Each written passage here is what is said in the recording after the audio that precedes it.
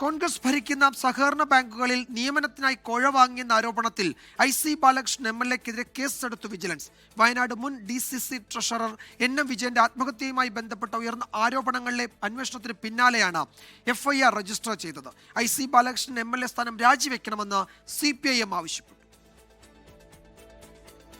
ബത്തേരി കേന്ദ്രീകരിച്ച് കോൺഗ്രസ് ഭരണസമിതിയുള്ള ബാങ്കുകളിൽ നിയമനം നടത്താമെന്ന് പറഞ്ഞ് കോഴ വാങ്ങിയെന്നാണ് ആരോപണം. NM വിജയന്റെ ആത്മഹത്യയ്ക്ക് ശേഷം പുറത്തായ കുറിപ്പുകളിൽ IC ബാലകൃഷ്ണന്റെ പേര് പരാമർശിക്കുന്നുണ്ട്.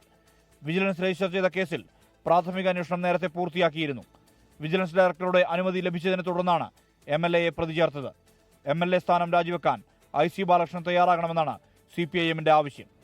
FIR ഇട്ട് കേസെടുത്ത് ഒന്നാം പ്രതി ആയി ചേർക്കപ്പെട്ട സാഹചര്യത്തിൽ IC ബാലകൃഷ്ണൻ MLA സ്ഥാനം രാജിവെക്കണം എന്നതാണ് CPIM ആവശ്യപ്പെടുന്നത്. ഇനി MLA സ്ഥാനത്ത് തുടരാൻ അദ്ദേഹത്തിന് യാതൊരു അർഹതവുമില്ല.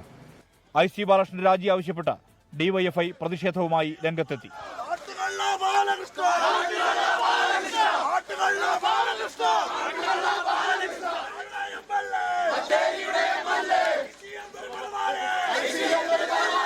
അതേസമയം ആരോപണത്തെ തള്ളുകയാണ് IC ബാലകൃഷ്ണൻ.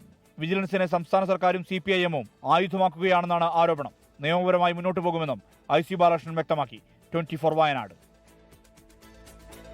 ലോകത്തെവിടെയായാലും ഏത് സമയത്തും 24 വാർത്തകളും ഓഗ്മെന്റഡ് റിയാലിറ്റി പാക്കേജുകളും എക്സ്പ്ലെയിനറുകളും വിശദമായി കാണാൻ ഞങ്ങളുടെ YouTube ചാനൽ നിങ്ങൾക്ക് സബ്സ്ക്രൈബ് ചെയ്യാം.